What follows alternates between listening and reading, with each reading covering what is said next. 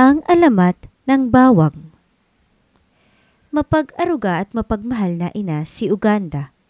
Hinahangaan siya ng lahat sa pagsisikap na mapalaking mabait ang kaisang-isang anak na si Kulala. Ulila na sa ama si Kulala. Bata pa siya nang matuklaw ng ahas sa bundok ang kanyang ama. Totoong mahirap lumaking walang ama. Para kay Kulala, hindi buong pamilya nila kung patay ang isa sa mga magulang niya. Noong una ay hirap din si Uganda. Inalang sana ang papel na gagampanan niya.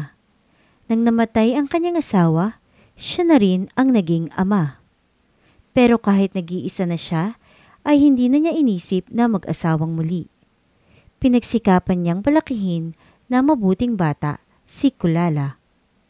Sa sobrang hirap na dinanas, may ambisyon ding gustong maipakita si Uganda sa anak. Nais niyang makapag-asawa ito ng mayaman upang mailayo sa karalitaang kanilang naranasan. Sa pakawari ni Uganda, marapat lamang na bumuti ang buhay ni Kulala. May kasabihang ang kagandahan at kabaitan ay maaaring maging kasangkapan upang makapamili ng kakasamahin sa buhay. Kung maganda ang isang dalaga, maaaring makapag-asawa siya ng binatang may sapat na karangalan at sapat ding kayamanan. Ito ang naging pamantayan ni Uganda para sa anak. Ang kagandahan ni Kulala ay lalong napag-usapan nang magdalaga na siya. Makinis ang kutis at balingkinitan ang kanyang katawan. May mabibilog at nangungusap ang mga mata niya. Ang mga labi niya, kahit di kulayan, ay sariwang rosas ang katulad. Napakalambing din ng kanyang tinig.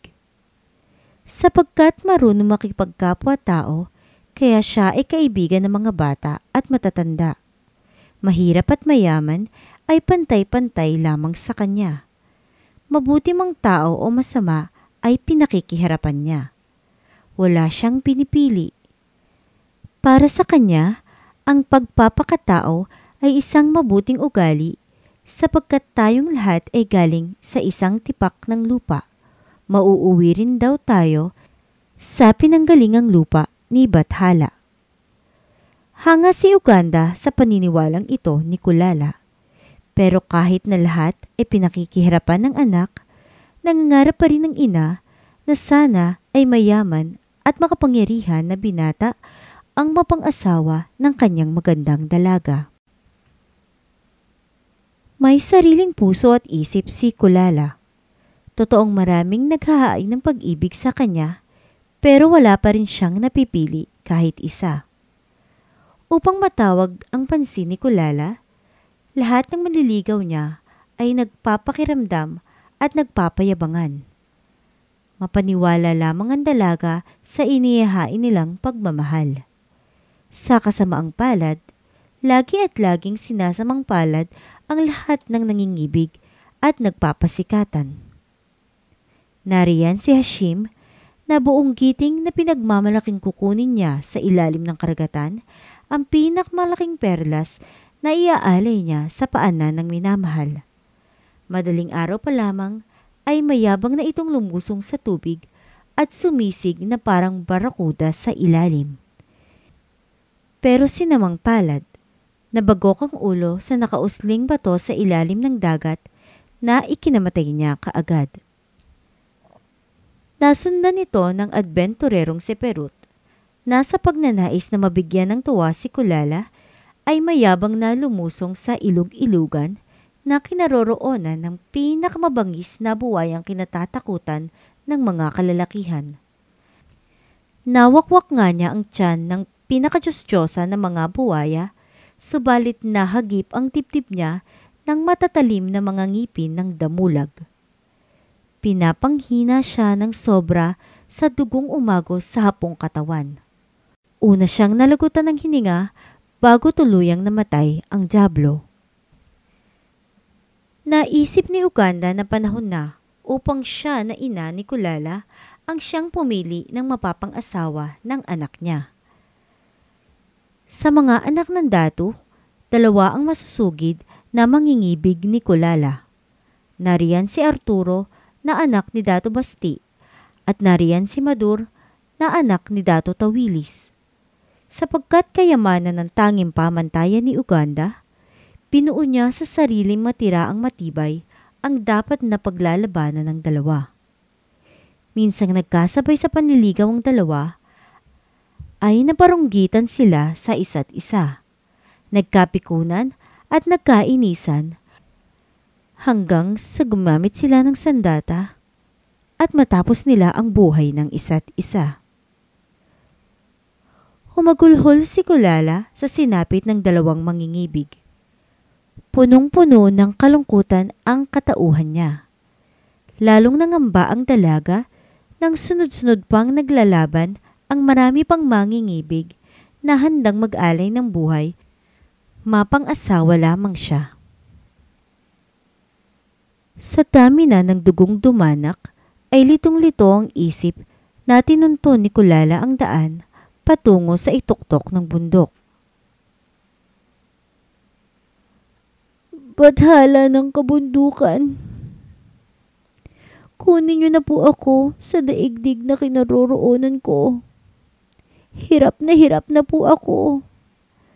Ang kalooban kong maging instrumento upang pag-awayin ang mga mangingibig ko. Marami na pong dugo ang dumanak ng dais sa akin. Nagnanais silang maangkin ang aking pagmamahal. Lubha itong makasarili at materyoso. Kunin niyo na po ako. Maawa na po kayo. Pagmamakaawa ng lumuluhang dalaga na hindi nakadama ng pag-ibig na nakauunawa at sagrado. Ilang sandali lamang ay dumilim ang kalangitan at bumuhos ang ulan. Nagkasalubungan ang matatalim na kidlat at tagundong ng kulog sa kabundukan. Natagpuan lamang nila ang wala ng buhay na si Kulala. Niyapos ni Uganda ang bangkay ng anak. Alam niyang ginusto ni Kulala ang lisanin ng daigdig.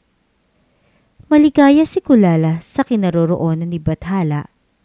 Sa tuktok ng bundok, ipinalibing ni Uganda ang bangkay ng anak. Lagi niya itong dinadalaw hanggang isang araw ay may halamang tumubo dito. Inalagaan niya ang halaman. Nang magbunga ay napansin niyang kahawig ito ng mapuputing ngipin ni Kulala. Tumingala sa langit si Uganda at malinaw na narinig ang tinig ng Bathala. Nasa kaharian ko na si Kulala at masayang-masaya siya. Ang halamang iyan ay magpapaalala sa iyo ng mapuputing ngipin ng iyong anak. Alagaan mo at ipakita sa mga tao.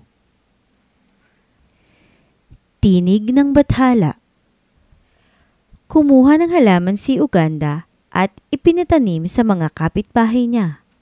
Magmula noon, ang mapuputing ngipin ni Kulala ay nakikilalang bilang rekado sa mga lutuing bahay na tinatawag ngayon bilang bawang. Kamusta? Mahilig ka ba sa bawang? Narito pa ang ilang mga impormasyon tungkol sa paborito mong gulay. Ang bawang sa Ingles ay garlic o Allium sativum.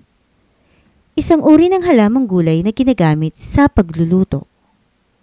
Kalapit kamag-anak ito ng sibuyas.